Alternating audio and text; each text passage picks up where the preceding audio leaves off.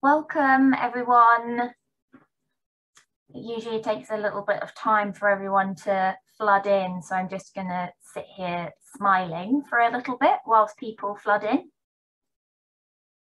You are joining this Sustain and Sustainable Food Places webinar on growing the good food movement, and we're really excited to have you all, so thank you for taking the time out of your day.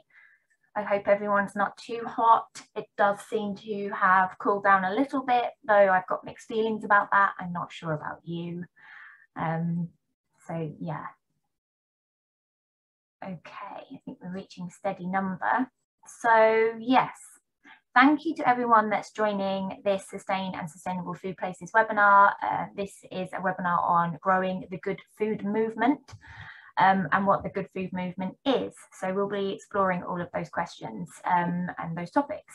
My name is Cecily Spelling, and I am the coordinator at one of the coordinators at Sustain that's hosting and chairing this session. So you'll be hearing a lot from me, but also from 4 amazing speakers that I'm really excited to have with us here today. Yes, I'm also joined by my colleague Vera, who is the coordinator for the Sustainable Food Places program based at Sustain. So for those that don't know Sustain, we are the Alliance for Better Food and Farming. And we're an alliance of over 1,000, no, not 1,000, wow, that would be big, 100 members that are working to advocate the health and welfare of people and animals, improve the working and living environment, enrich society and culture, and promote equity. We do this through various different projects and programs, 2 of them which have helped create this webinar today. So one of them is the Food Learning Forum, which I coordinate at Sustain, which is a peer learning network of food-focused organisations that come together to share learning and explore different opportunities and challenges that we all face. And one of the topics of conversation in that network has been movement building. So Betsy from the Social Change Agency is joining us today to continue that conversation, having facilitated a workshop for that network earlier in the summer. So we're really excited to hear more from Betsy. And also there's obviously Sustainable Food Places Network, which Vera works on. So I'm going to hand over to you, Vera, to give a bit of an introduction to Sustainable Food Places for us. Sure. Hi, I'll share screen if that's all right. I do like a presentation. I'm a very visual person. So yes, Cecily's given a bit of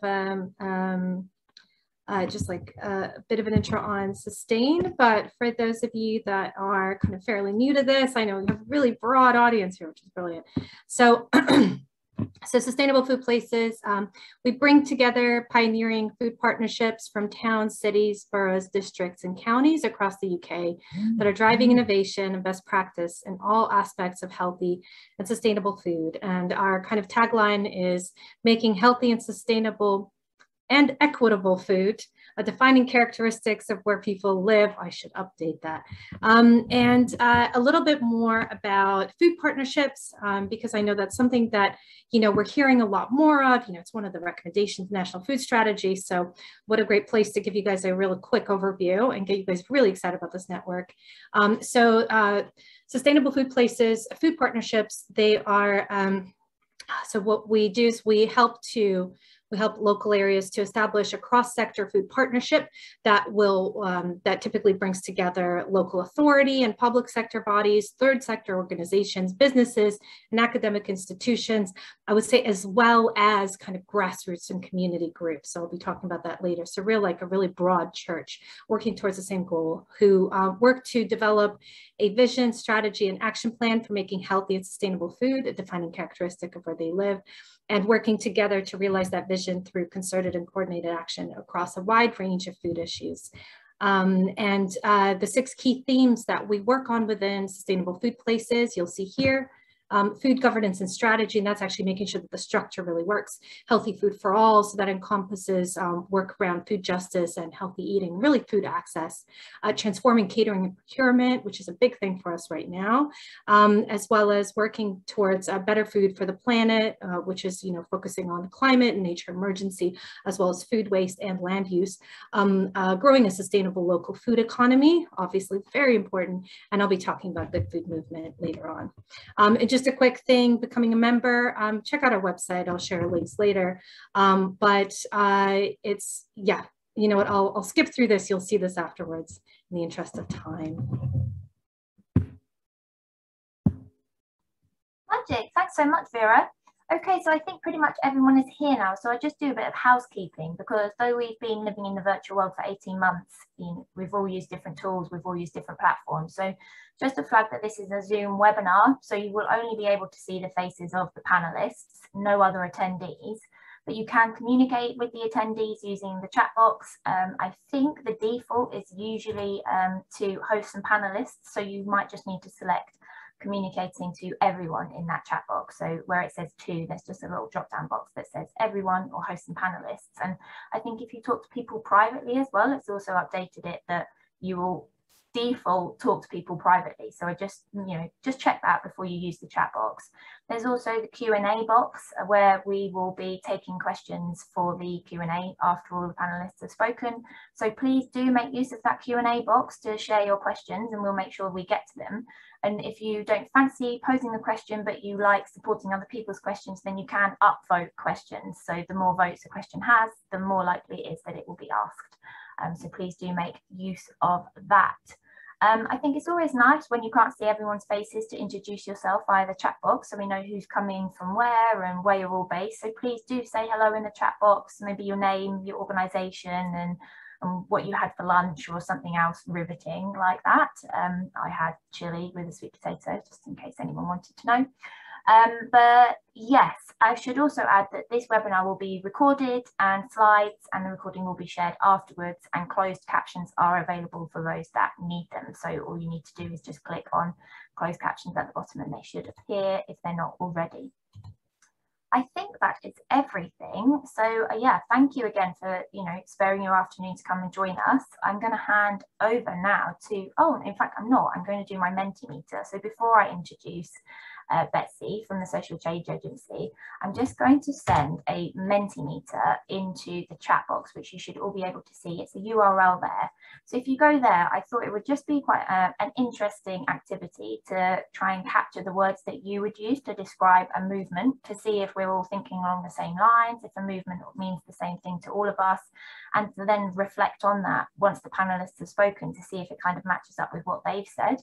I just thought this would maybe be a bit of an interesting task. So please go to the Mentimeter that I have put in the chat, and we'll come back to that at the end, and I'll keep adding to it and keep putting that in there as well, so in case anyone's missed it. But yeah, and I think that is it. So we've got 4 great speakers today, all of who are talking about the Good Food Movement and what they're doing to build that, as well as Betsy, who's introducing the concept of movement building and the tools that we can use to kind of understand the impact of that movement. So without further ado, I'm going to hand over to you, Betsy. Thank you. Thanks, Cecily. Thank you so much for introducing me and letting me speak to you all.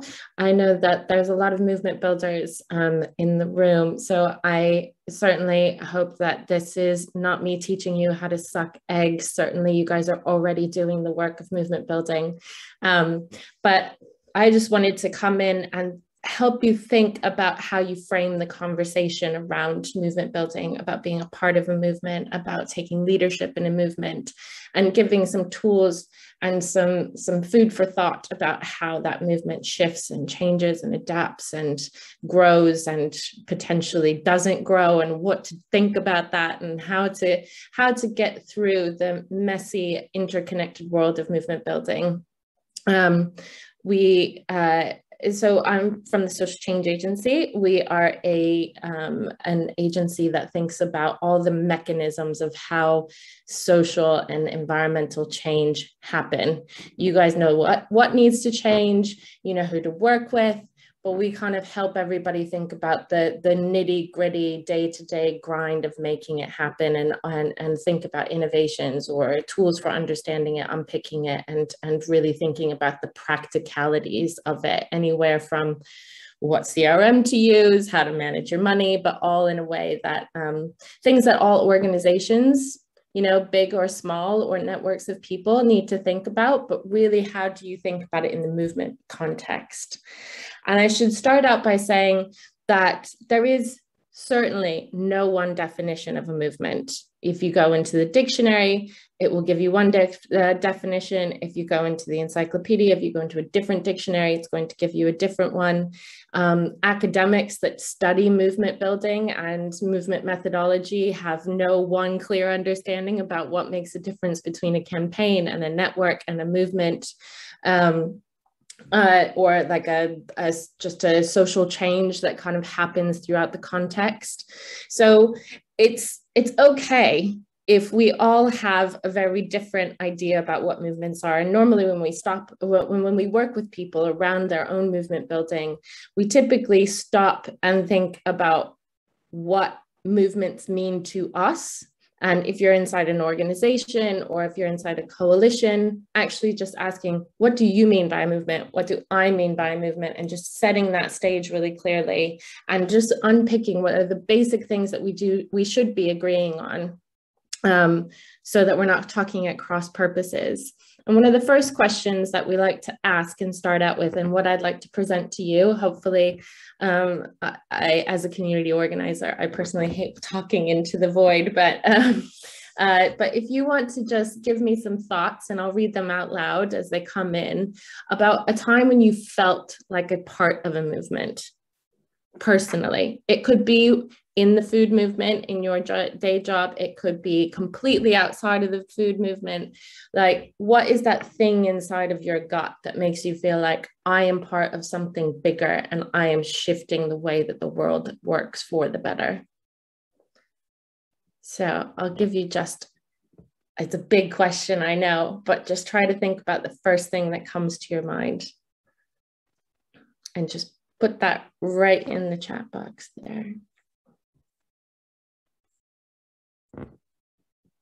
Maybe while people are thinking, I can give you a personal example. Is that I feel a part of many movements. I think the movements that I've felt a part of for the longest part of my life is the feminist movement. I know how much presenting myself as a woman into the world has shaped who I am, and all for the positive and the negative, and the things that really grate at me for the negative parts of that, and that people cannot fully be themselves and fully express their humanity because of patriarchy, because of gender inequality. And I know that from the very, very start of when I thought about something has to happen, I felt like a part of the women's movement and gender equality movement. But then, of course, I care about the environment. I feel a part of that. I don't take leadership in it, but I certainly feel a part of it. And so some of the other things that so felt like you're in the climate movement, sitting on the Waterloo Bridge in the road at Extinction Rebellion with so many others. So like the actual acting of movements, providing emergency support during the pandemic. So maybe part of the mutual aid movement. When you do an event, marching on the good food marches, when you've changed someone's mind on an issue and got them passionate about it and kind of invited them into that issue. Similarly, going vegetarian, changing that behavior. Actually in the act of seeing the magic that happens when you bring first people together. So I think that when you look at this, it really does get to the heart of what movements are. It feels like you are connected to something bigger that is pushing towards a huge impact. And very often when we think about movements, we think about people like closing down the Waterloo Bridge with placards screaming at politicians to change the way that they do things. But movements can be loud and they can be disruptive, but they can also be quiet and connected in people doing in their communities and or even connecting online. And the way that I like to, or that we at the Social Change Agency like to think about movements is actually just people coming together and impacting transformational change at scale. You can certainly have a campaign, you can certainly have local networks, but even that they're more connected, that it's scale and it's rooted in people and it's rooted at like there's no one person at the lead. That doesn't mean that there's no leadership, but that there is distributed action that's all moving towards something, and that impact might change. The goals of that thing might change as it shifts to the context of the social dynamics and the environmental dynamics, the economic dynamics. But there is something that really holds people together: the values, the experience, the values of good food, the values of honoring the earth, the experience of moving through the world as a woman, or as a queer person, or as a Black person, or just generally like really loving your place or loving your family, you know, like that kind of thing. It's something that brings people together, that then shifts that outside context. And I find that one of the biggest things that happen with movements is that when you're thinking about like, I know that the climate crisis only takes transformational change. It can only happen with a movement. Where do I start? What do I do?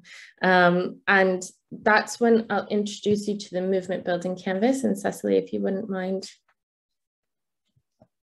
sharing the screen. So the movement building canvas is something that we created.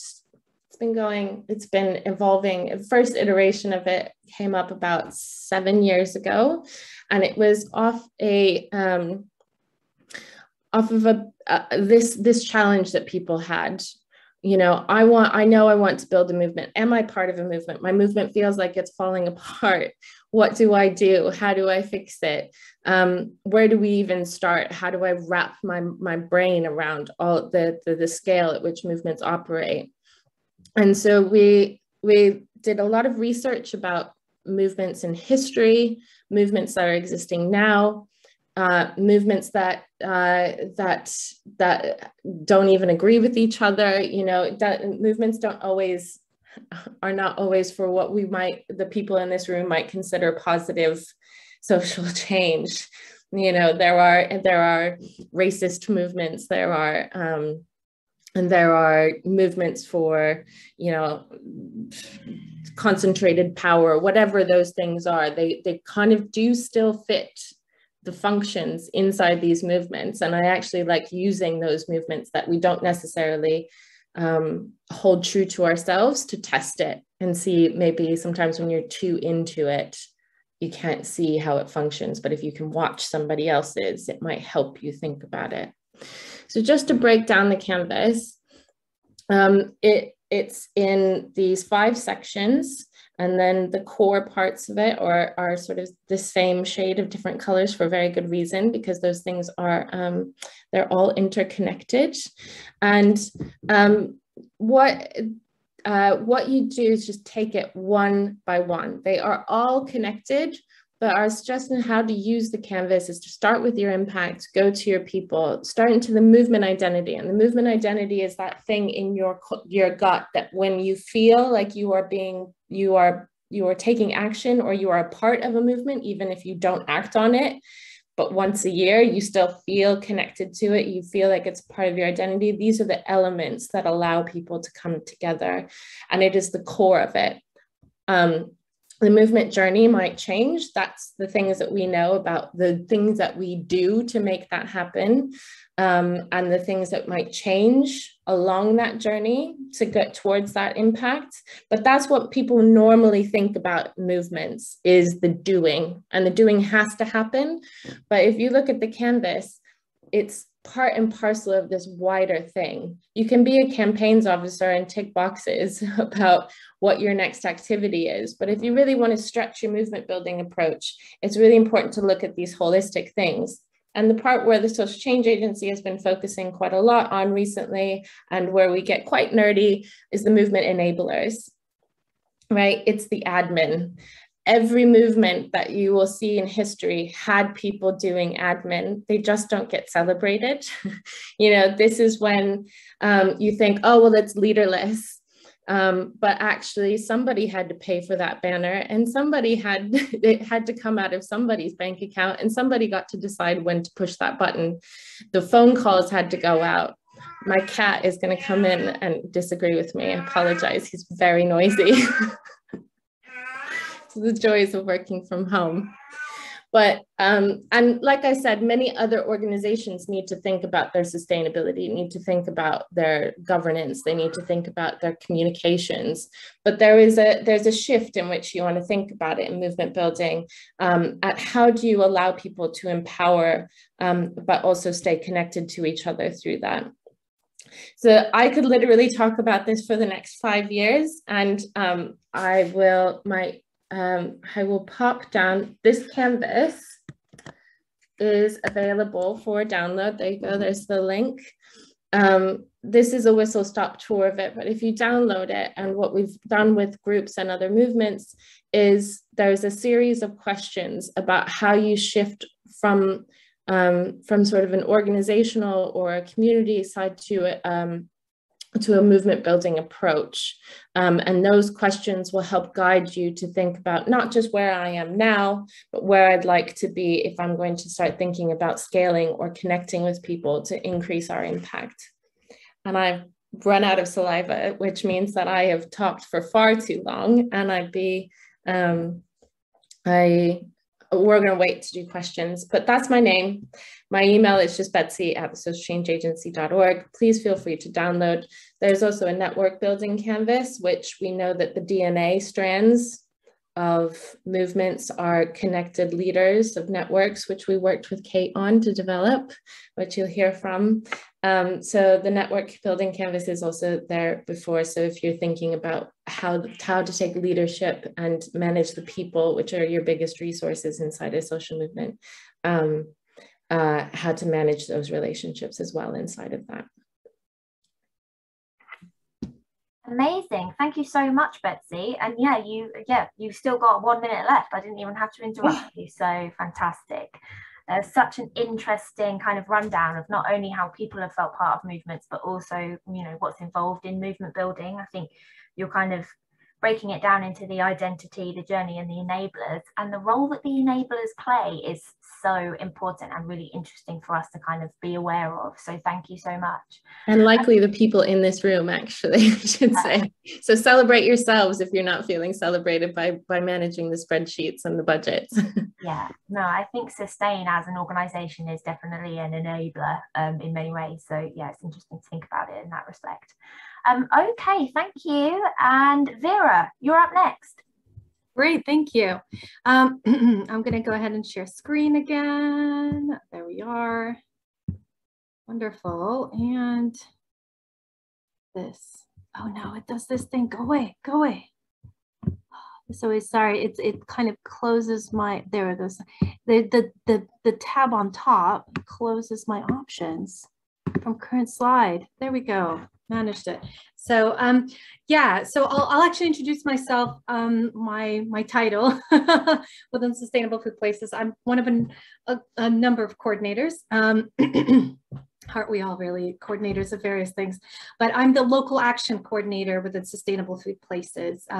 And Sustainable Food Places, I kind of sped over this, but it's a program that is co-delivered by 3 organizations, Sustain, Soil Association, and Food Matters. And we at Sustain, we're kind of like with a sort of campaigning hub and the kind of community action hub of Sustainable Food Places. And so part of this, I think sort of my bread and butter at Sustain, and indeed even beforehand, has really been campaigning, working on Sugar Smart, and working with my colleagues, Sophia and Ren, on other campaigns. But the Good Food Movement Building is not a campaign, but actually it's great, Betsy, that you were just talking about the kind of like the structure. There's the administration, but there's also the function of the movement. And that's really what we're looking at. I just wanted to quickly say, because I know there's a few kind of emerging food partnerships right now, and I think a couple in our space right now. But there is like a kind of long journey of becoming a food partnership. In a way, it's not easy. You can't just like kind of gung-ho up and do it. But it does take a lot of establishing and meeting and, doing a food systems overview is what you're seeing here, having a work plan. So there's kind of like a few things before you're really in a position to, I suppose, apply for membership. I mean, once you become a member of Sustainable Food Places and we support this process, there's a lot that you get out of it. There's a lot. Support, peer support, grant funding, helping you to sort of achieve your dreams as a local area. But one of the things that I wanted to say, the reason why we're doing a real focus for that at the moment for the next few years on good food movement building is that the slide you see before you, takes a lot of time. It's insular, it's a lot of meetings. And if you can imagine, it's sort of behind closed doors. But really, the most important thing is what happens outside of those closed doors, and indeed outside of those decision-making spaces. But for us, it's also about how are those doors? Do they stay open? How do people move in and out of them? So this is kind of what we've been looking at. You know, what is the kind of like, what are some of the actions and interventions and ways of working that can help with this kind of nebulous concept of movement building when it comes to local and indeed national food systems change. So the good food movement work at Sustain, so we're kind of still in the starting phases. It's been a year and a half, but we're developing this. And just to say, the kind of framework that I'll be sharing with you guys today is an evolving thing. And I'm really excited about that because for me, it's been really important to actually work with Sustainable Food Places members, particularly the members that have applied for pilot funding for the past year, to see actually what works and what doesn't, what resonates. So if you come back to this in 2 years, it's likely it will change. But this is our framework as it is. So good food movement building it's primarily supporting food partnerships, by the way, to do this work locally. And the first area of activity is around inspiring and engaging the public about good food. And I'm kind of doing a shorthand of mobilizing. So how do you kind of shore up networks and work with them? So this is about strengthening communication channels, your website, your newsletters, like really the way you communicate with folks out there. And how do you bring more people, like really, you know, get those numbers up. It's about providing engagement activities and events, spaces for people to convene, to learn, to be inspired, and of course, to meet each other. It's about signposting to opportunities out there. And the food partnerships, not all are delivery organizations. Many of them are kind of like backbone organizations we've been talking about. So it's, but it's really, you know, bringing together all of the manifold things that people can plug into in their local area and signposting effectively, being a kind of hub for that. And also it's about building an area-wide kind of food identity and a sort of campaign of engagement that offers, if you think of like kind of creating doors for entry into a good food activity that is available to members of the public, to grassroots and community groups, to food enterprises and businesses, various other settings, and indeed practitioners and service providers. So that and across a broad range of issues, as I said earlier, that we look at kind of bringing together different food issues and bringing together different sectors and sections and areas and spheres of civil society. So it's really having that kind of holistic approach. The next section, if you will, or theme within the Good Food Movement framework is supporting community leadership and grassroots action. So this is kind of like the organizing bit. So if you can imagine what I described before, that's a lot like coming from the food partnership outward. And this is the bit of actually looking what's coming from the outside, really what's coming from the grassroots, from the outer edges into change making. So this is about convening and supporting community group networks and activist networks, creating those spaces for people to collaborate, support each other, and of course, supporting them. It's about supporting community land and venue access, this recognition that we need the kind of like macro resources and spaces for people to physically convene and do great food work.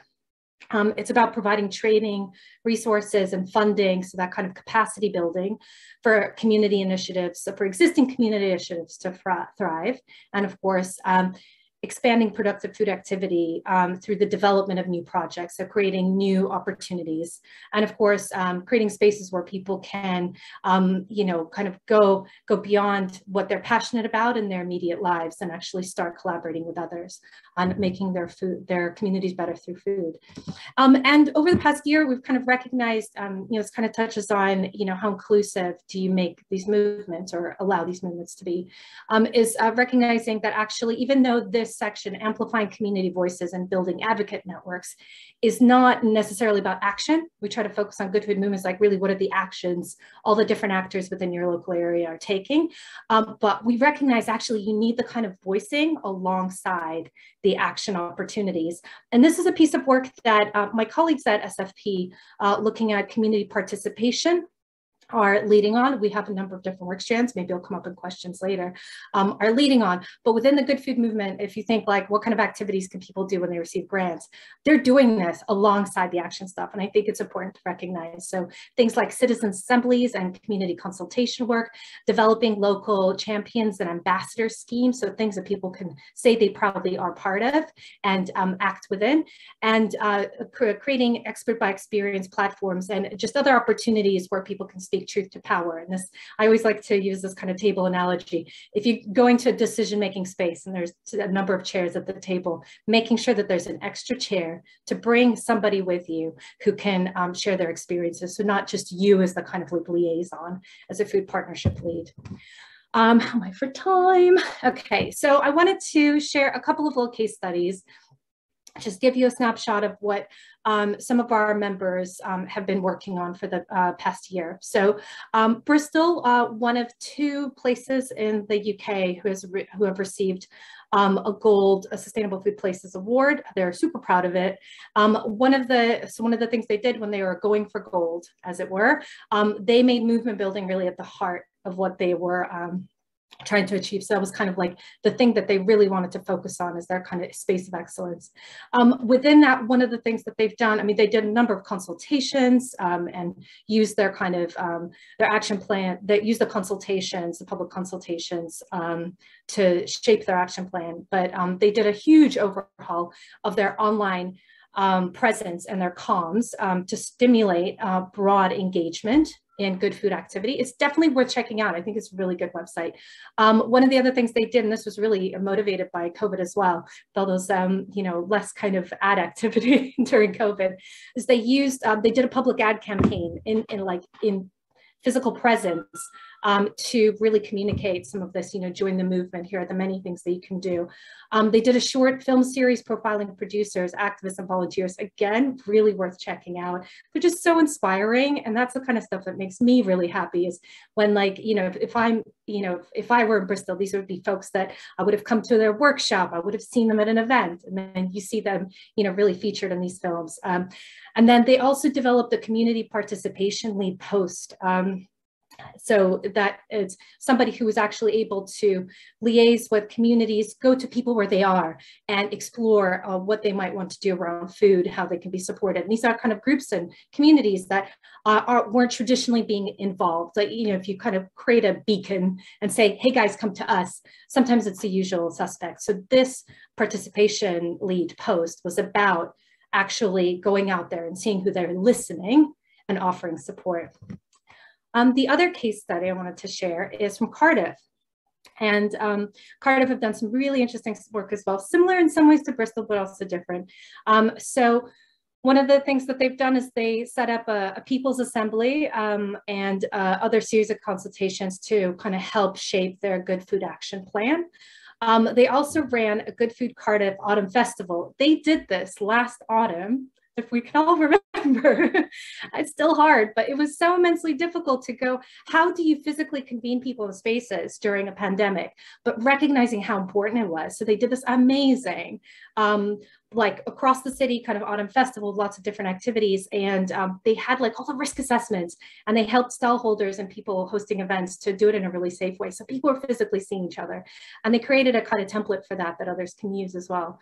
And they also have now developed this a project called Good Food Neighborhoods, where they're recognizing that as a food partnership that didn't mean much to many communities within Cardiff. So they actually went and worked with community groups, these like neighborhood groups, to actually develop these kind of micro hubs around good food, and working with them to identify what they want to do, and also offering microfunding and microfunded posts. So giving people money to be able to deliver this work, not just on a voluntary basis. how am I for time? I think 10 minutes has been. So other pilot projects, you'll see them here. So creating networks of kind of activity. So connecting producers, you know, schools, communities, creating kind of food champion networks, transforming emergency hubs into kind of co-productive food hubs. So where people have more agency in the food that they receive, but also are kind of participating in creating food in their communities.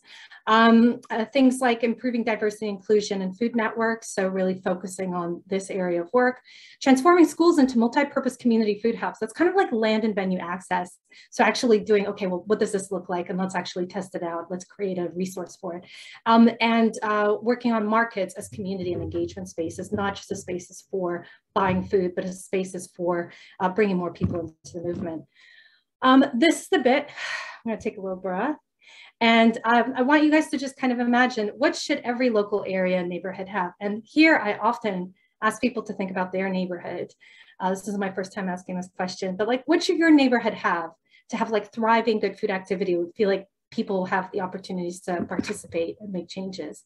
And I often think about mine in East Brighton. I live very close to a local housing estate. It's really full of wonderful, wonderful people and not nearly enough trees.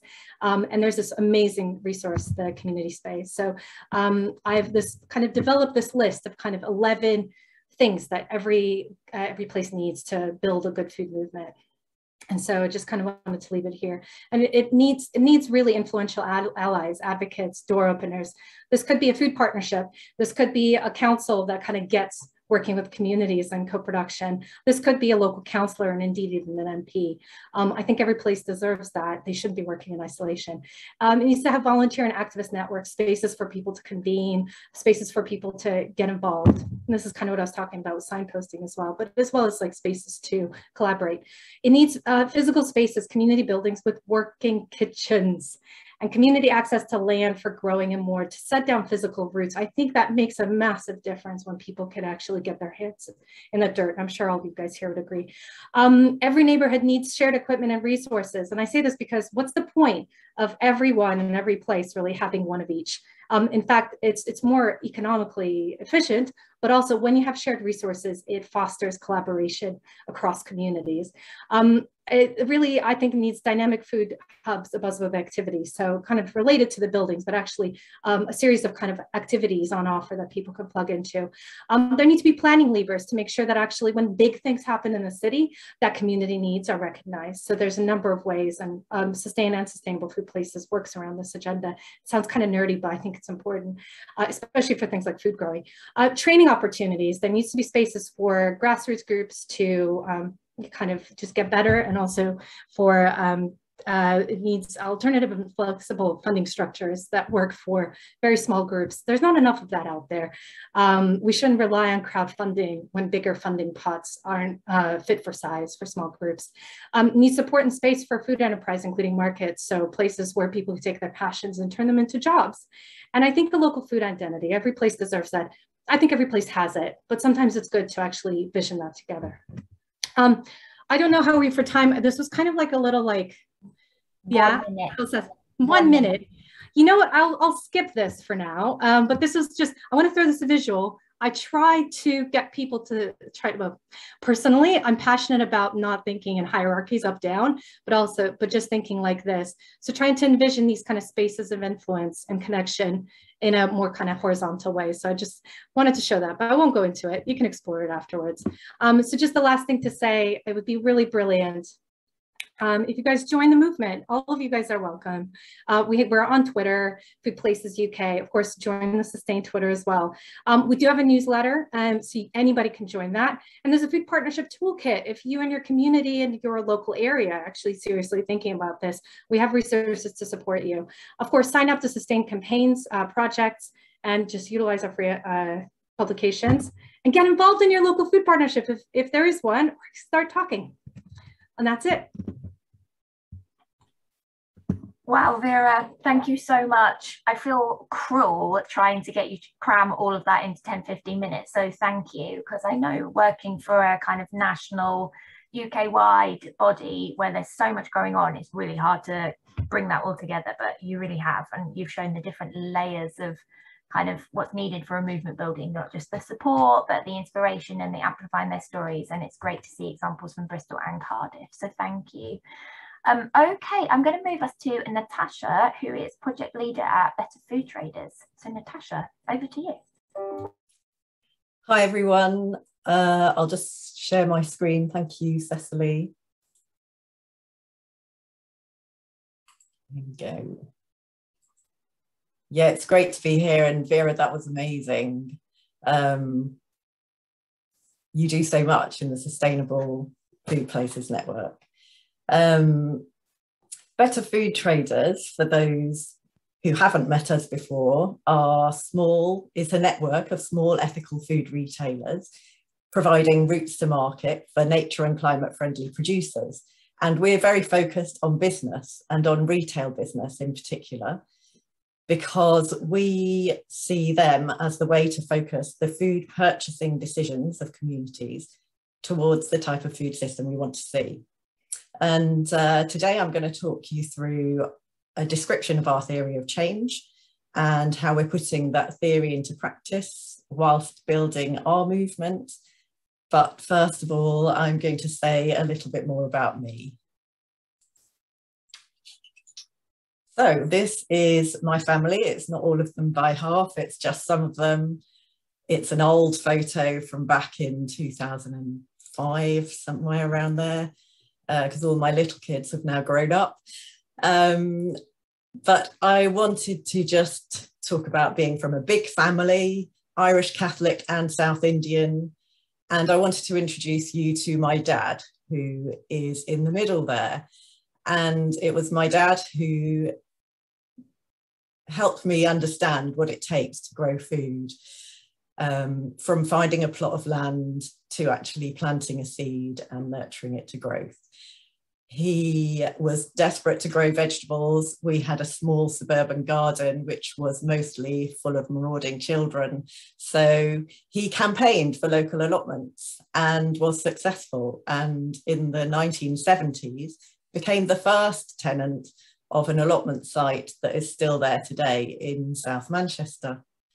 So yeah, thanks to Dad, I linked campaigning to food from early days. And then the second thing that I wanted to show this slide for was really because I think this is where my conviction comes from, that when you get groups of people together, there's an amazing emergence of creativity and power.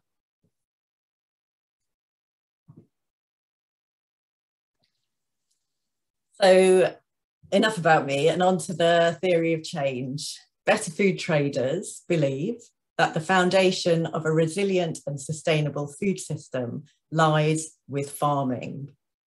So it's probably worth just taking a pause to read that statement. You may have read it before many a time, but I think it's really worth mulling over.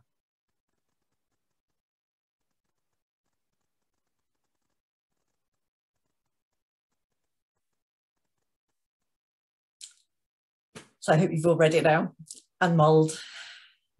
We're not talking about any old farm though. We're talking about farms with agroecological production. And by that we mean organic production methods, or as good as organic, or perhaps even better than organic. We're talking about small and medium-sized farms that are mixed and diverse with low inputs, who value human skills and human labour, and who create knowledge and power that is shared within their communities. We're talking about production being distributed via fair supply chains and via ethical retailers. What we really want is to reconnect citizens with where their food comes from, where our food comes from. And we want to create a farmer-focused society here in the UK. However, at the moment, farming in the UK is far from this. Only 2.8% of agricultural land is certified organic, which leaves really quite a lot of it not certified organic, to state the obvious. Back in 1939, before the Second World War, there were 500,000 farms in the UK, but there are only 200,000 or even fewer now. Back in 1939, most farms were smaller than 40 hectares, whereas now most land is farmed by huge holdings over 400 hectares because of aggregation of the large farms into even larger ones. And back in 1939, almost 15% of the workforce was involved in some way in agriculture, whereas now fewer than 1.5% of people work in farming in the UK. So it begs the question, why are we moving away from sustainable farms? Why are we moving away from small farm viability? And why are community businesses finding it harder and harder to thrive?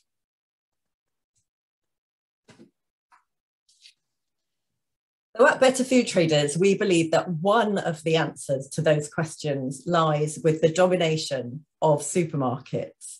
They dominate the food retail space. They have 95% of the market share. That's the big 9 supermarkets. I mean, you probably know this, but I always think it's worth saying again. Their model drives down the price to the producer and exerts pressure to the producer, on the producer, to scale up, to intensify, to standardize, and to increase mechanization. And so that pushes the kind of producer we need further and further towards the margins and makes it much harder for them to compete. Supermarkets are not changing their practices in any significant way, and governments are not creating mandatory standards or regulations to force them to up their game. And citizens, meanwhile, have to negotiate greenwashing with competing claims and misleading marketing, like the recent scandal of the fake farms that have been made up by Tesco. It makes it impossible for us to exert influence over where our food comes from when supermarkets dominate in this way. And what Better Food Traders is wanting is diversity in the food retail market share. And we're trying to show where the alternatives lie.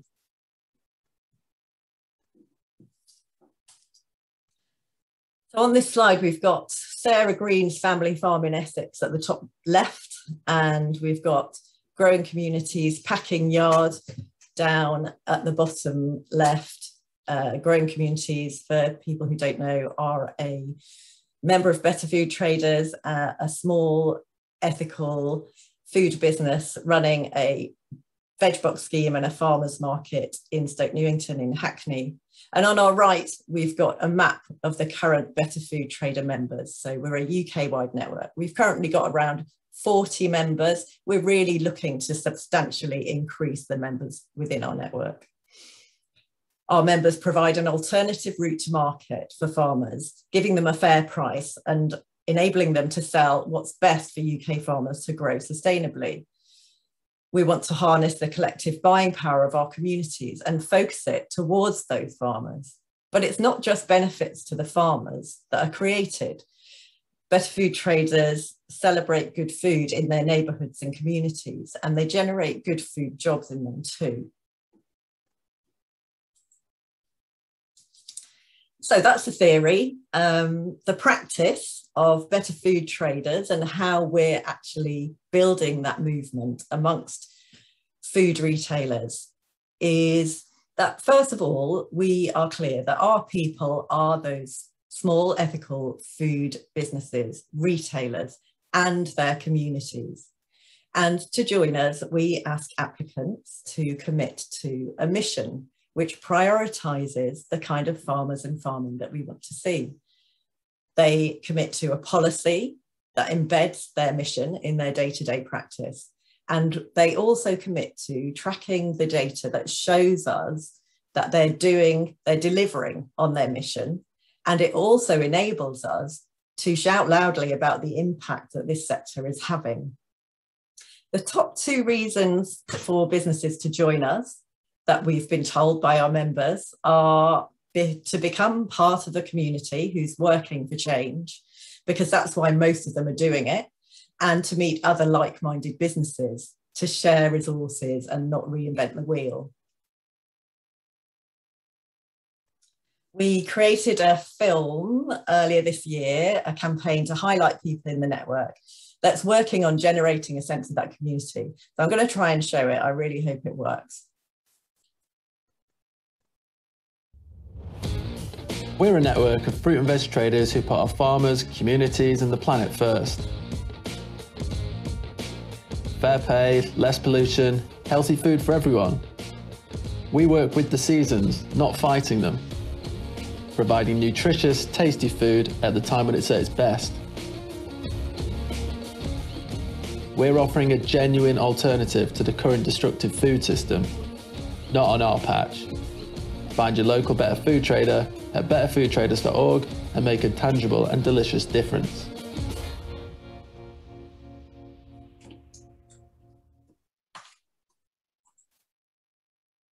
Oh, so how do I get past that now?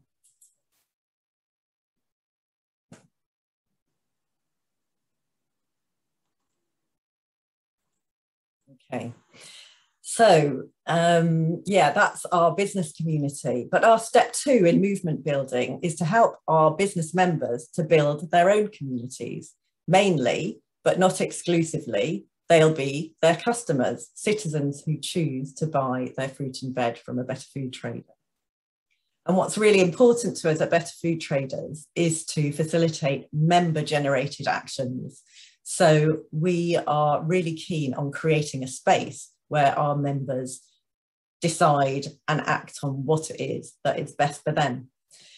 So the London Shares campaign that took place earlier this year was a really great example of that, where Conrad Langridge at Kentish Town Vegbox Scheme conceived of and oversaw a campaign that involved the 10 London-based Better Food Traders. He came up with this idea where all the members would share the locations of all the other members within their customer newsletters and encourage their customers to then share beyond with their contacts. So this was a really successful campaign, and it's just a sort of thing that we want to facilitate within the network. Furthermore, we believe that when community-led business is thriving, there are opportunities created for people on lower incomes to access good, sustainably produced food without pushing the cost back to the farmers in the way that supermarkets do. So there are quite a few examples of this going on now. Some of them are really quite new, so we don't really know how effective they're going to be yet, but they include low cost and pay it forward or solidarity boxes, and partnerships between member businesses and food banks and pantries. So they have been going for a bit longer, where good for sustainably grown food is donated, but also sold at cost price.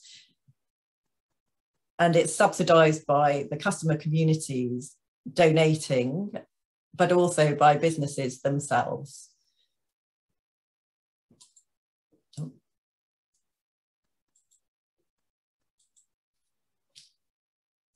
Yeah, okay, so the third step in how we see our movement building is to empower individual citizens to extend the movement. We have developed a peer learning coaching model together with Enroll Yourself, who are experts in peer-led learning. Do Better Food is what it's called, and it trains people in conversation starters and in leading discussions, arming them with the tools to make sustainable and ethical food choices, but also with ways of getting out there and spreading the word amongst their own networks. And they do this together with a group of other people doing the same thing. Our next round is in October, and there are still a couple of spaces left on that, and then there'll be another one in November. So if you do want to sign up, please contact me afterwards or go onto our website, and there's a blog where you can contact us as well with the details. It'd be great to see some of you there.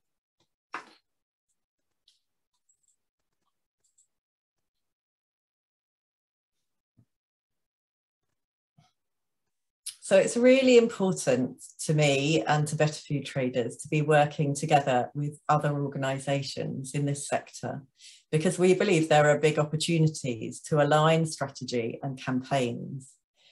We believe that movements grow with hundreds of micro actions, and one could be to buy food from a better food trader. And that's what we want people to do.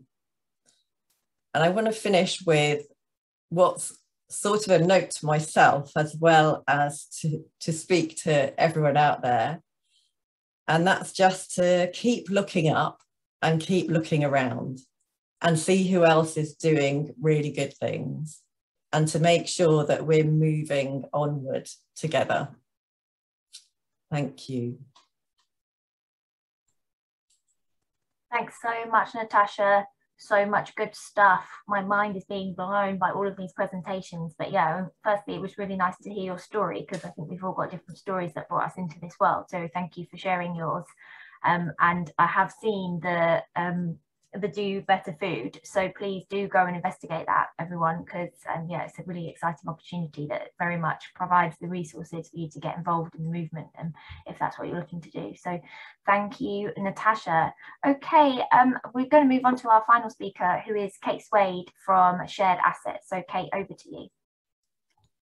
Thank you. Hello, I'm just going to set my phone with a timer on to keep me under control. Hi everybody. I feel like that was a series of really hard acts to follow. So like, thank you everyone else for sharing all your wisdom and your thoughts. And I feel like kind of I'm the least expert in the movement side of things here. So I'd be, yeah, I'm really interested in what the discussion we can have after this as well. I also don't have any slides. I'm really sorry. I do have a few websites lined up to show you various bits of, so I'll kind of be sharing my screen and then stopping again, but mostly, unfortunately, you have to look at my face. I'm really sorry. So I am one of the co-executive directors of Shared Assets, which is a social enterprise. We style ourselves as a think and do tank, which is really shorthand for saying we do a lot of different things. But at the core of everything we do is about reimagining the land system and reimagining what we can do collectively with land together. So we're not food experts, although obviously food is intimately connected with how we use land. When we talk about the land system, we mean all the ways in which we make decisions about who gets to get access to, who is able to manage, how we govern land. And the types of land uses that we focus on as an organisation are essentially everything without a roof on. So we don't tend to work on housing issues or on kind of community building type issues, although sometimes we do, but we do focus a lot on food producing land. So both urban growing, peri-urban growing and rural agriculture, on the use of woodlands, parks and public spaces. So urban squares right up to country parks, coastal areas, all of these kind of, yeah, non-roofed land uses are what we're really interested in. A lot of our work is very, very practical. And historically, I think we're going to be 10 years old next year, and probably for the first 6 or 7 years of our life, we were essentially a small consultancy. We're doing a lot of practical support work, both with landowners who were thinking about how to manage their land better and involve their communities more. Often that was local authorities, and often that was thinking about parks, but also working with a huge amount of community organisations managing land for the common good in various different ways. We then developed a research function, probably over the past 5 years or so, where we've been really trying to build up the evidence base for change in the land system and really investigating what is it that works. But no matter how good you are, and no matter how great your practical project on the ground is, or how dedicated your local authority is to providing really good parks, we come up again and again and again against the fact that all of these projects are existing within a system that is not designed to see them succeed, that we live in essentially a private property society where land is seen as a tradable private good. And we start from the point of view that land is a common good. And so we have always dabbled in, I think, what we would now call movement building, but it's over the past couple of years that we've actually developed a third area of work that we are consciously calling movement building. So what I'm going to do today is talk a little bit about some of like our journey to that point, and then talk a bit about what we're doing now. I think there's a really interesting debate, which I'm not going to get into, but maybe we can do afterwards, about is that movement building or is it ecosystem building or field building, or yeah, I think there's the kind of spectrums of things here that we could dive into.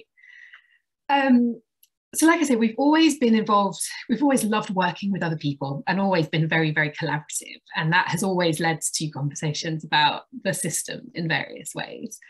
Our first proper, I suppose, conscious action around movement building within the land system was to get involved with a coalition of people, and we called ourselves Land for What, and in which was about 9 different organisations, including people like the Land Workers Alliance, but also the Radical Housing Network and various others back in 2015, 2016. And we ended up holding a weekend event in London on a very rainy November in 2016, where we got, I think, about 400 people over the course of the weekend.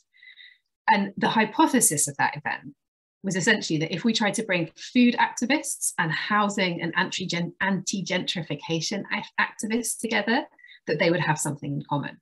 And that too often, housing and food are posited as kind of opposite things. Like you can't both want affordable housing and want sustainably locally grown food, like that they are in competition with each other. And we're very much coming from the point of view that food issues are land issues, and the housing crisis is certainly a land crisis, and that we need to be addressing the roots of both of these.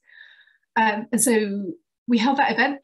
We got a lot of people there. It was hugely buzzing. And I think Betsy's question earlier about like, when did I feel part of a movement? There was a lot of up and downs in the run up to that event, but there was a couple of moments at that event where I was like, oh yeah, there's something here. But given any of you who I'm sure have organised events, and going back to the question about who's the backbone and who holds the admin and how do things like this actually happen, that was a tiring process. And it took a little while for everyone to pick themselves up again afterwards. But out of that coalition, slightly changed and developed, came a thing called the Land Justice Network, which was, again, with this kind of underpinning, I suppose, of recognising that land is at the heart of many, many social justice struggles. And we acted as shared assets. We kind of acted as the bank account for that for an amount of time, but we, for various reasons, didn't put ourselves in the centre of it, partly because it felt like it really needed to be very activist-led. And that network did do a whole bunch of really quite useful and interesting things, but is now dormant, again, for the fact that it's actually really hard to sustain quite a lot of these things. And something I think we've learned through both of those processes of actually organising around land, because it's such a huge and ubiquitous issue, is quite challenging. Like it's quite challenging to run a campaign around land, for example, because it's everywhere and it's kind of everything. So over the past maybe 2 years, we started to think much more deeply, both about our role as shared assets, as being the kind of almost accidental backbone or infrastructure organisation in examples like that. And also the kind of, I suppose, the privilege we hold as an organisation. We have a little bit of core funding, which is actually a very recent development, but that we have the kind of, the back office structures. We are also a majority white organisation in a majority white sector, and recognising that land is, I think, in particular, a racial justice issue for various reasons. And maybe we can talk more about that in the discussions afterwards. And sort of questioning ourselves, like, how do we want to be using our privilege to create a change in the system that we want to see? Ola, who has now moved on, was one of our project officers and was also really identifying the needs for something that we would still like to do. We have a project proposal that has been knocked back by a number of people, but is still ready to go, around like mobilizing and community organizing around land use in various different communities. And so actually employing some people to go out and be knocking on doors and really getting people, like recognizing it's very easy in the kind of community sector to be working with the people who are already engaged and already interested. And actually, what about the people who don't even see or don't feel that they can get involved in some of these campaigns and these issues? And so we've been doing quite a lot of thinking, but yeah, have developed what we're calling a movement building function, which essentially has two different aspects to it. The first one is us as an actor. So where we see an issue that we think needs attention or systemic change, and we go out and we try and get funding for that, or we work in partnership with other people. So one example of that, and this is where I'll start to share my screen, is it's really tricky to talk about land as a strategic issue. Actually, you end up sort of sliding around quite a lot conceptually. And we worked with an organisation called the Future Narratives Lab. Sorry, let me scroll up here, to do some investigating about the dominant narrative about the way that land is talked about in like popular culture in the media, and came up with this kind of analysis. Now the link up here, Future Narratives Lab / With Land We Can, I can share, but there's a whole heap of information here. And if you are talking to people about land as an issue, I would totally recommend that you have a read of it. So we did this kind of analysis work and then got some money from the National Lottery to work with Lion, who are a brilliant organisation, stands for Land in Our Names. They're a Black-led collective all about getting land access for Black and people of colour in the UK, to do a project that we called Emerging Land Voices, which has this lovely film, which I'm not going to play, but it's only about 4 minutes long, which is really trying to sum up a different way of talking about land, and is but it's starting to posit land rather than something that is kind of under threat and is scarce, as something that is actually the seat of all of our futures and the place where we can come together to be creative. We've also been working with the New Economics Foundation about doing a research project where we've reached out to people both in local authorities, but also activists in various, from gypsy and traveller communities, from Black communities, from community activists of various different stripes, to really be starting to think about what do people need from like policy change in the land world, like how do we start to, and some of the results of that are going to be like a worm's eye view of the land system. So like, how do we start to kind of build a sense of that system and all of the brilliant stuff that's happening out there from the ground, from under the ground, under the grassroots almost. The other side of what we're doing is all about us as developing a role as infrastructure to the land justice movement. And that involves various things. So some very practical stuff. And so coming back to like Betsy's enablers, that yeah, we're the bank account for Lion, Land in Our Names, the racial justice land organisation, but also for the Right to Roam campaign. And so just actually being like, yeah, we've got a bank account, we can help, we can pay bills, we can do some of that boring administrative stuff. Also, we have been repurposing the Land Justice Network website, which is now just Land Justice UK, as a kind of signposting space for people who are interested in land justice. So again, landjustice.uk. The network is currently dormant, but we've created this ecosystem map. It's not a movement map, it's definitely incomplete, but and people can add themselves to it. There's a link in here, but it's essentially, let me just close this, a less complicated than it looks, like way of navigating and finding out who out there is doing stuff that they would consider to be land justice. And so this is not a complete map of the movement, but we're starting, say, to get to something about all of the people who say they're thinking about environmental and climate justice, And then you can find out more information about each of them, and you can find out if they're looking for people to get involved and how you get in touch with them. And so starting to make some little contributions like this to thinking about, like I say, the infrastructure that all of these amazing people out there who are doing stuff need, and almost being quite like us not judging any of that, us not trying to get in the way with our work, but just be providing some of that scaffolding. Essentially what we're trying to do is to help land-based organisations and land-based people think about the social justice, and particularly the social and racial justice elements of land, and to work with social justice and racial justice organisations to help them see the kind of centrality of land to what they're doing. And if anyone is interested in doing more work on that, we are recruiting for a new movement building coordinator at the moment.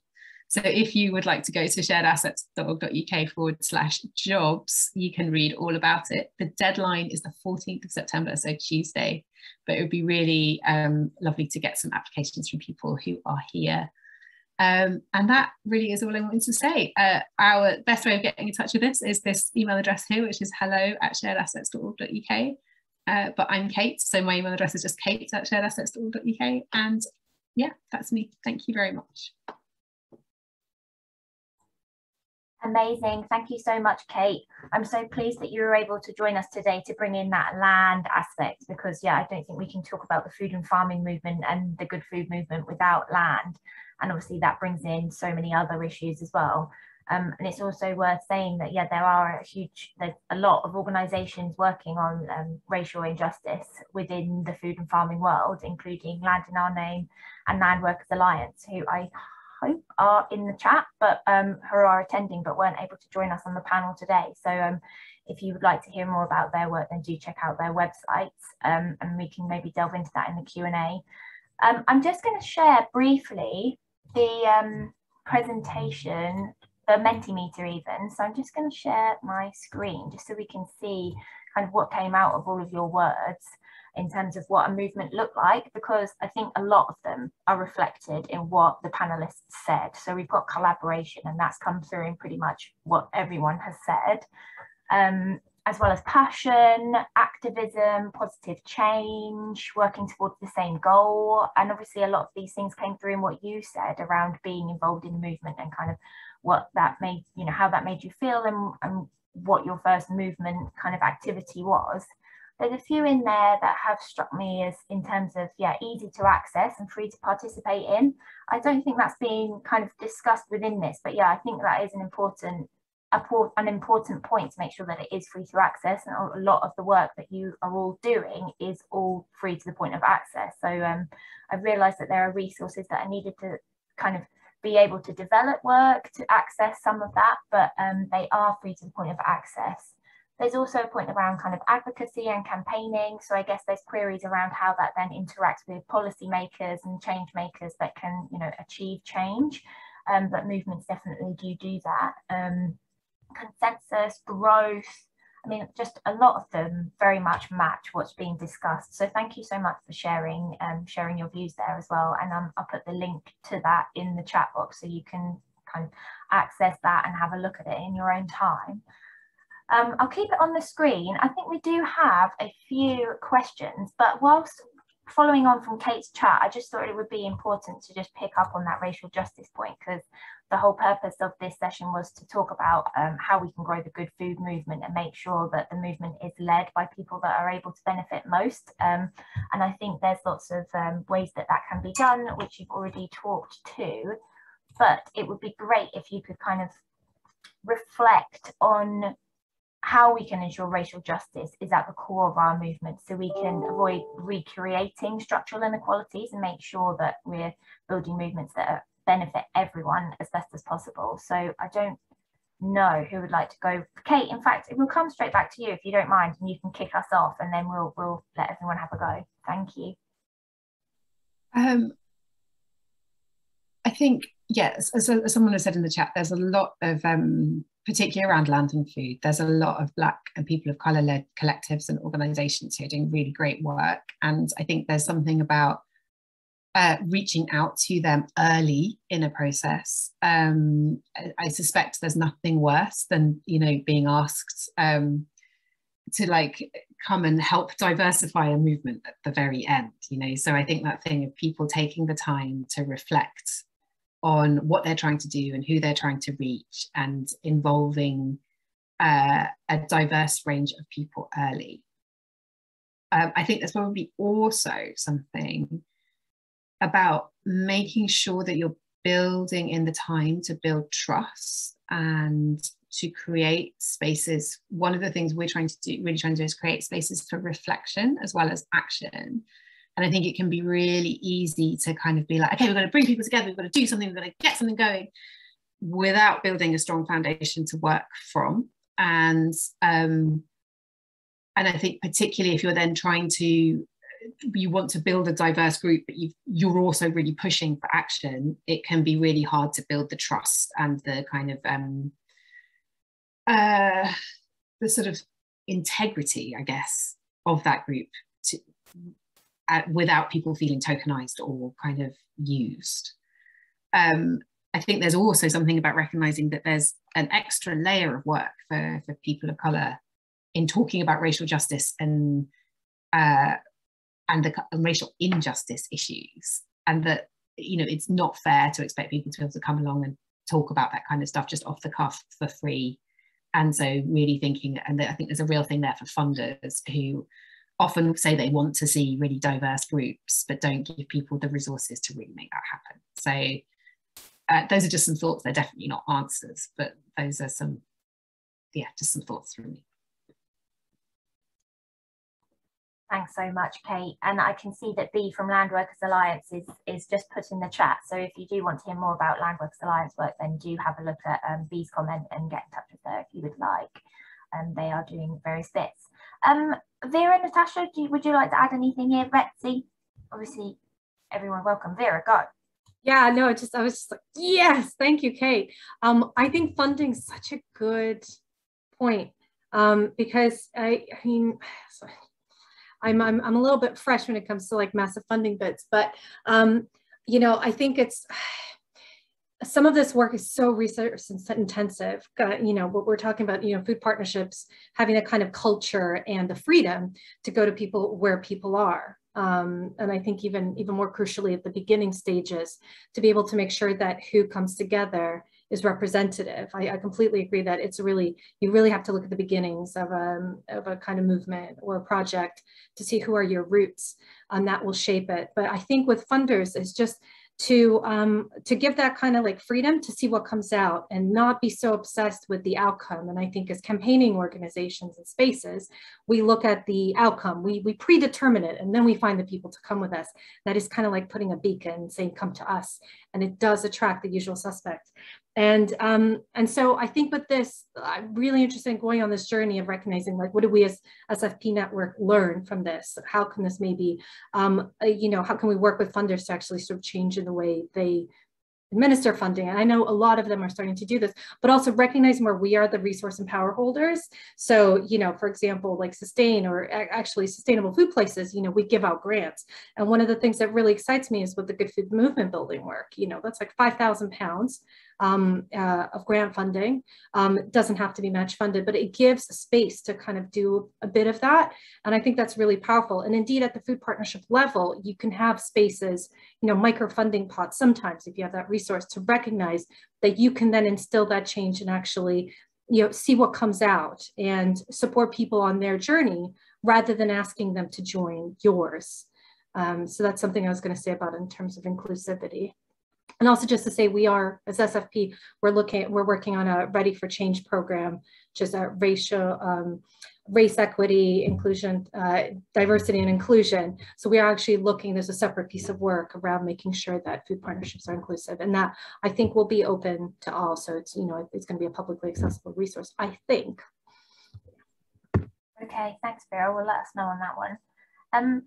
Natasha, I'm going to come to you next, if you don't mind, just because working with a lot of local food producers, is this something that has kind of cropped up as something that you'd like to work on or that they would like to work on? Well, I guess firstly, I'd like to clarify that we don't work directly with producers. We work with retailers, and that's a really key part of what we're doing, because we believe that the retailer is in the fantastic position of aggregating both produce from the producers towards the aggregated customers that are their market. So looking both ways in the supply chain means that the retailer is kind of harnessing collective action in both directions. So just to make that point first, within our retail network, yes, there's a huge amount of appetite to try and broaden the customer bases that people are working with. And, you know, different businesses are taking different approaches, but really, to echo what both Kate and Vera said, it's fundamental to build partnerships with Black and people of colour led groups that already exist, with Black led businesses that are in neighbourhoods already. We live in London. There are 10 better food traders in London, and there are very many Black led food businesses who share the same ideals, you know, who will be doing things, who are doing things around promoting sustainable food. And, you know, just to reiterate what I said at the end to my last slide, we need to look up and look around, and we need to do it with wide open eyes, not narrowly focused eyes. Yeah, thank you very much, Natasha. Betsy, I don't mean to leave you last, but I guess I focused on the food and farming, you know, world, but from a broader kind of perspective of movement building, do you have any thoughts to add? I mean, I might, just as if people do want to move the canvas and as a way of structuring my thoughts, I think that identity is really important if you think about shared value, shared experience, and shared purpose. That if you're looking around and the reason why everybody's there and like glued together is that you have a shared experience of food or a shared love of food, therefore a shared purpose of it, like that might be a really strong way of how it's been held together before. But if people then move in, like are welcomed into your movement, and they don't have that shared experience, and therefore, like, is this the movement for me? You have to lean so heavily into the shared values of racial justice, using racial justice lenses, centering the voices of people of color, and you have to say it out loud, and you have to make sure that it is put into literally everything you do, and that includes the decision making. So whether that's in coalition, like Natasha said, that you're not just going and being like, let us help you, when they very well know what they're doing. It's like, how do we work in solidarity together? How are we making decisions together, sharing power when we are working together? And if you actually, from an organizational perspective, think about diversity inclusion. I listened to Alicia Garza last night, and she had a really incredible thing said, is like, presence isn't power, power is power.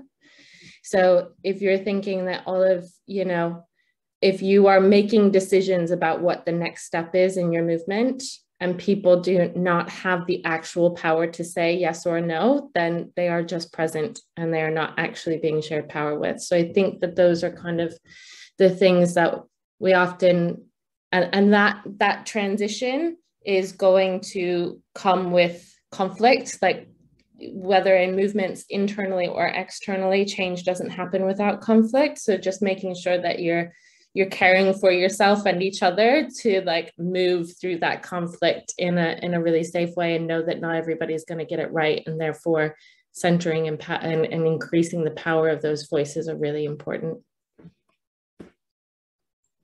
Yeah, fantastic. Thank you so much all for your answers to that. I think some really powerful points for everyone to take forward. We only have 5 minutes left, and I know there's been quite a few questions in the Q&A that very kindly the panelists have been answering. So if you'd like to see what has been, queried and then answered, do take a look at that. Because they've been answered, I won't necessarily read them out, but I think it would just be nice to finish on Kate's point around kind of what the role resource building can play and kind of connecting those dots. I think, Kate, you were talking about whether that is considered as movement building by others. So it would just be nice to kind of have that space for others to reflect on that and see what they thought. So I don't know whether you want to provide any more context, Kate, or whether people just want to jump in and have a say. Go for it, Kate. I don't think I want to provide any more context. I suppose it's like, yeah, what is it? How if you want to build a movement, how active versus passive and supportive should you be? One of my questions. Yeah, nicely framed. So what do people have on that? Betsy, I might come to you first if you don't mind. Both. I guess my sense is that there's it might actually go more back to the networks inside of it. It's like, at what is the unique contribution that you make to any one movement? You know, like shared assets focus on the land that food is grown on. And Tosh is focused on the farming industry and the producers and the markets of it that is on there. And then, you know, there's the funding system and the trading system and nutrition and like all of these things, access to good food, they're all part of a movement. And so I think that you may very well be having a much more active role when land reform comes up. Whereas when you start talking about, say, building access or like preventing food deserts, shall I say, I'm not that adept at the food movement, if you couldn't tell, very sorry. Then you're like, okay, well, I know someone's going to take leadership on that. And the way that I show up for the movement is to take that, to take a more passive role and allow somebody to lead me and tell me how I can be of most use and most solidarity inside that movement. So I think there's always a push and pull. And it's also really important. I think somebody asked a question about the researcher, is that movements need every skill and talent to be able to make transformational change. So how do you show up in a way that says, actually, we need all the evidence about why this is the best thing. I know I can take lead on that. So it's a constant, but the only thing I should say is that the only way that works is in relationship. Like the relationships have to be there in order for you to understand what's happening and therefore when you should take leadership versus stepping back. So that's my community organizing coming out as opposed to movement building. It all helps. All helps. Thank you very much, Betsy. Vera and Natasha, did you have anything to add? Oh. I was going to say, just reflecting on that, but also we didn't really sort of talk as much about, I was kind of interested in sort of the political. I kind of feel like, you know, how some people show up, you know, some people have money in their pockets. And sometimes that's the best you can do is actually throw some money. You know, I'm thinking as a resource holder, it's not necessarily an organization or a funder. It could be an individual, someone like me who's saved money on commuting, recognizing the power in that sometimes you are more privileged, but actually privilege with it brings responsibility. And one thing I found definitely at the kind of community level, some people, they don't have the kind of organizing skills or indeed even the time, but they can still be vocal advocates. And I do think that every movement and indeed every micro movement and every neighborhood needs people who speak out, who think that one thing that I can do if no one else is stepping forward, and actually if I'm well placed to, if someone's grateful if I do it for them, because I'm just aware as a white woman, a loud woman, maybe I'm not the one who deserves a soapbox, but somebody needs to be vocalizing that to institutions of power, politicians, you know, taking part. And so, you know, all this great work happening, then who are the people speaking out? And I feel a little bit like it should be people with, you know, lived experience, but sometimes somebody's got to write the letter to the politician. And, you know, that can come from a point of privilege as well. Sometimes it's okay, but just, you know, so long as you're reflecting the real diversity of your movement, of your communities, I think that's okay sometimes if no one else can. So there's like those different roles as well. I think all of this really, it needs to be a kind of, okay, well, how we can't do this alone. There are kind of change makers at the more kind of central level that need to be with us, and somebody needs to kind of, you know, send that letter, I guess.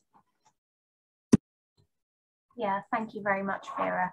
It always feels a shame that we kind of run out of time on these things. It's just inevitable. We could talk for 3 hours and I think we'd still run out of time. But it is 3:30. So I am sadly just going to have to wrap this up, or at least say goodbye to those who want to leave. And we can, if panelists would like to stay and have a little chat, then you're more than welcome.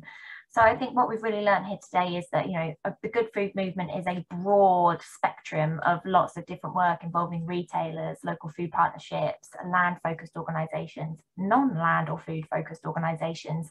And there are tools such as the movement building canvas to help us understand our movements better. Obviously, if you've got any queries, then please do feel free to contact Sustain and we'll be able to link you up with the speakers or kind of, you know, provide any answers that we can. I'd like to thank the Lottery for making this webinar possible through the Food Learning Forum project that they fund, as well as Sustainable Food Places that they also fund. So thank you very much. I think this has been a really empowering and inspiring conversation. So thank you to the Lottery, to the speakers, and to everyone who's attended. I will be sharing the recording as well as slides and any links that were shared in the chat tomorrow. So if you missed anything, you should hopefully be able to catch up via that. So yeah, thank you again all, and enjoy the rest of your afternoon. Stay cool. Bye. Usually I say goodbye and then the panelists continue to just chat and I say thank you very much, and anyone that wants to hang around does. So yeah, thank you so much everyone, speakers. That was amazing. And yeah, as I say, there seem to be so many more questions that we could go through that there's never enough time, and we usually have an hour and we've had an hour and a half and it's still not enough. So I'm sorry about that.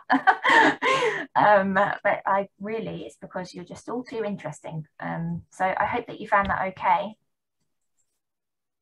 Yeah, that was great. I mean, it was so brilliant to hear, well, obviously Vera, but I was going to say Betsy and Kate, because I know more about Sustainable Food Places, but, and I did come to the Social Change Agency webinar earlier in the year, but it's just, it's great having the land and food situations, difficulties connected up overtly in public. And I just feel like we have to do that again and again and again because they're so intertwined. Totally. And yeah, like ditto, it was really nice to hear your, like, I thought your presentation was brilliant, Natasha, thank you. And thank you.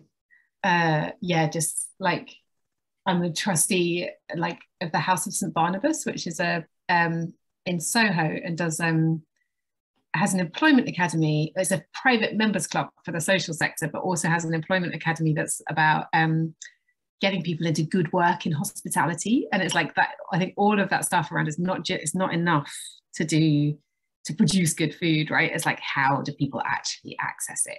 Yeah, people have to get it. We buy food. That's how we get our food. Yeah. And so yeah, like that kind of whole thinking of the whole system just feels really important. Yeah, I was sort of thinking about the different movements in a way, and like that overlap. So, you know, thinking about the farming movement and then Cape land movement, and then us as a sort of more like good food movement, if you like, you know, for want of better distinction between the words, but there's slightly different focuses and there's definitely that overlap, but they're not necessarily the same movement. And interestingly, with this sort of development work we've been doing around a bid is, you know, the health and sustainability bits of the movement aren't always quite on the same page. Yeah. But only because they're yes. only not on the same page if because the whole idea is that your pocketbook will save you. And if you flip it and go like on a right to food basis, they're totally the same, right? Of course. I mean, it's more about the constraints of, you know, people in, you know, the constraints of the operating system, as in the price of food. You know, so yeah, that's a really interesting reflection as well. But yeah, anyway.